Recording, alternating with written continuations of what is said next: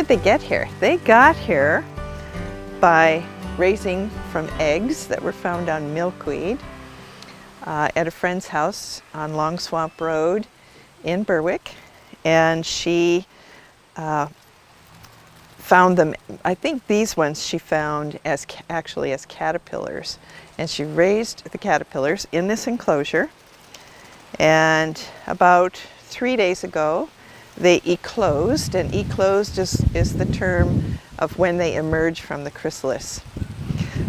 So it takes about a month from the egg stage, which is tiny. It's about the size of the end of mechanical pencil lead. That's how big the egg is. And then the caterpillar gets to be, several inches long and about as big around as your little finger when it gets to be the 5th instar, which is the 5th stage of the caterpillar before it goes into the chrysalis. And then another couple of weeks before it emerges from the chrysalis. So that's how they got here. And the only plant that the monarch will lay eggs on and the only plant that the caterpillar will eat is milkweed. So that's why it's so important to have milkweed planted around your yard.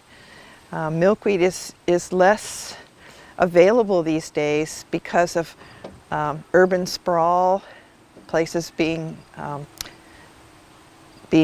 built into homes. Think places that used to be meadows and farmland are now being made into homes, and the milkweed is being torn out. The other reason is because of everybody wants to have a beautiful lawn, so they have lawn care. And the lawn care are chemicals that are poisonous to the monarchs. So not only is it killing the milkweed, but it's also killing the butterflies and the caterpillars because it's poisonous to them. Hi, my name's Nicole Summers, and we're here at my home in Berwick, and we are showing you where we found a lovely habitat for monarch butterflies. So these are more mature milkweed plants. They've already gone into bloom, but in this phase they're starting to create their seed pods. So some of the older ones have seed pods, some of the younger ones do not. So those seed pods are still relatively fresh. As they age, they'll get a little darker and the skin will get a little more fragile and kind of crispy, and then separate and start opening. And inside it's full of seeds that have kind of a fluffy part on them that helps them catch the wind and spread. These flowers are goldenrod, and they're native. They came with the property, and we like to keep a lot of just native wildflowers and native plants all around our property, because you can bring in flowers and plant them, but pollinators are going to be more drawn to their natural native plants. This is the Joe Pye weed, and we see a lot of pollinator activity on these, especially the butterflies. And we've seen several monarchs on here jumping from flower to flower as well. Okay, in that enclosure we have 16 butterflies actually, and all of these have emerged within the past 2 days. Some of them came from Amrita. She started raising them, but then she broke her arm, and so she asked me to take over since I had raised a few butterflies myself as part of an educational endeavor. And that's kind of how we got started. And then we found a whole bunch here on our property, and just to make sure that they didn't get attacked by chickens or otherwise succumb to natural predators, we just brought them in to make sure they make it to the next step. And all of them are intended to be released back into natural native habitat. Those are monarch caterpillars, and they're kind of in the last day or so of the caterpillar stage. They're probably due for climbing up the wall to get into their chrysalis, or at least hang in the J shape in preparation for becoming the chrysalis, probably in the next day or so. These all came from local gardens, so they are native to the area. They're not ones that have been purchased online and then bred in captivity and expected to thrive in an environment that's not native to them. These ones came from Berwick. Today we're going to launch these. They are ready to go, And pretty soon we're going to open the side of this enclosure. We'll turn it over on its side, open the side of this enclosure, and let them be free.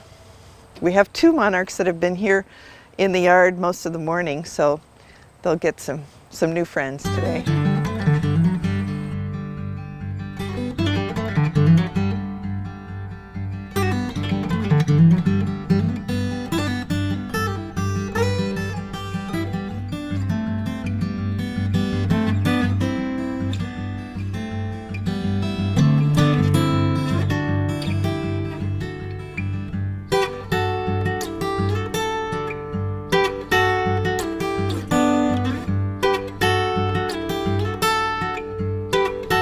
So there are some things that citizens can do to help the monarchs short of raising eggs.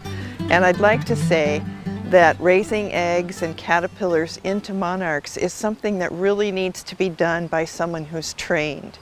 So there are programs, there are people who've been trained who can act as a mentor to help people know exactly how to do it. It's a rather involved process, and it's definitely a commitment for about a month's period of time. But there are other things that people can do to help the monarchs outside of that. So one of the things I talked about is planting milkweed.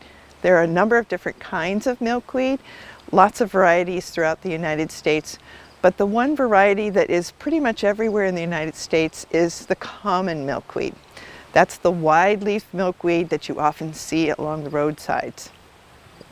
You're really safe with that one. There are regional natives that can also be planted, but you need to check with your nursery to see what are the good ones for your area.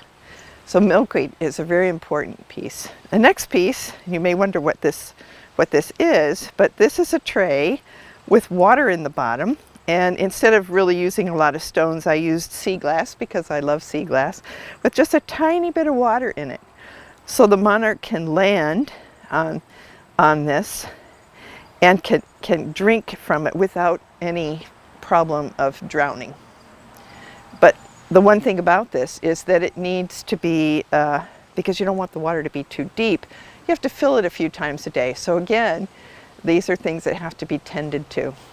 But this is a great way, not just for the pollinators, but also for the bees. And I have seen butterflies land on this and drink water. It's really a fun way to see them close up.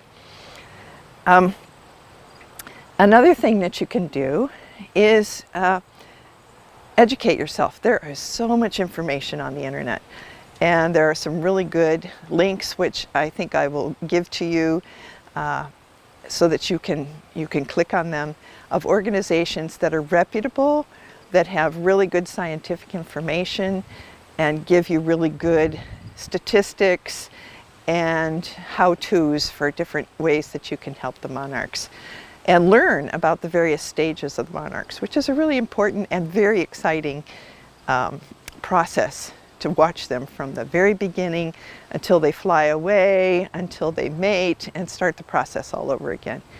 And let me say that there are 4 generations of monarchs every year. So the first 3 generations live for 2 to 6 weeks at most. The last generation, which is what we just released, this generation migrates to Mexico from Maine. So they live usually about 8 months. So they'll fly from here. They'll fly from here to Mexico. They'll spend a few months in Mexico, and then they will come back up north again. And somewhere along the way, they will they'll mate, and they will lay eggs, and then they will pass on. But their generations will come north. So the last thing that we can do is plant pollinator plants. So we're going to take a little walk around and look at some of the pollinator plants that you can plant in your garden that will help to give nourishment to the monarchs. So the thing about pollinator plants is there are a lot of pollinator plants that you can plant for just general pollinators, and we have many of them here.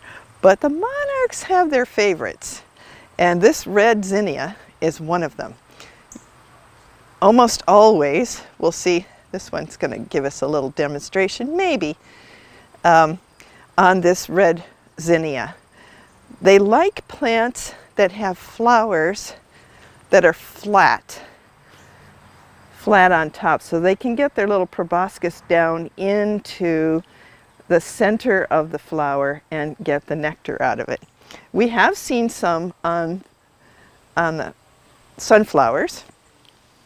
Another one that they really love, and mostly the females I'm noticing, is this plant right here.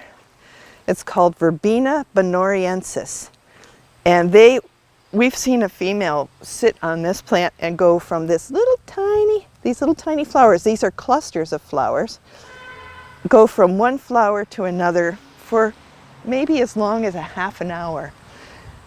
One thing I have noticed is that the males just go from flower to flower to flower.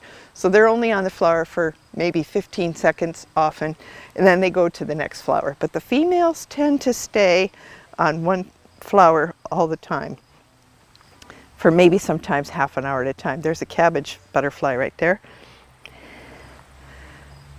This is another one. They don't spend a lot of time on these, but they do like these. This is Cosmos. And let's see, I think I have, maybe I don't have one right here. This is another one they like. This is Phlox. Lots of colors of Phlox. And I don't have one right here, but a coneflower is another one. There's one over here. This is called a tropical milkweed. Very pretty.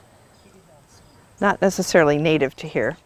And then this is the other flower that I was mentioning. This is the coneflower, otherwise known as echinacea. They like those as well. Some of the other things, of course, they will nectar on the milkweed. And then they also like goldenrod this time of year. You'll see fields of goldenrod, and they love the goldenrod. I don't have any here right now. Joe Pye weed is another one that they like. That's also very native. You see it in a lot of times in ditches and in meadows. So those are the ones that they love. One point that I would like to make is that there is a difference between commercially raising monarchs and rearing monarchs from the wild.